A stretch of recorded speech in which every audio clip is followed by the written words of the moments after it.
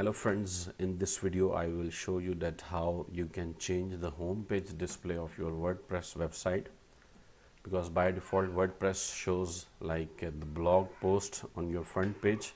So if you want to change it, so first of all you will have to create a page, like the title we can make home just for, and something I will write this is the home page, and publish the page.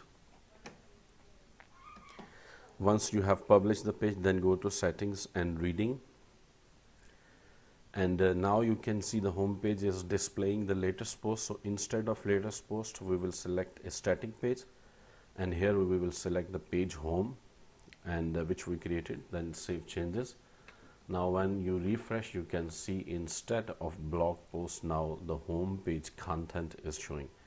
So this is a very easy method to change the display, home page display. You can easily change. I hope you like the video. Please share it with your friends and also subscribe to my channel. Thank you very much.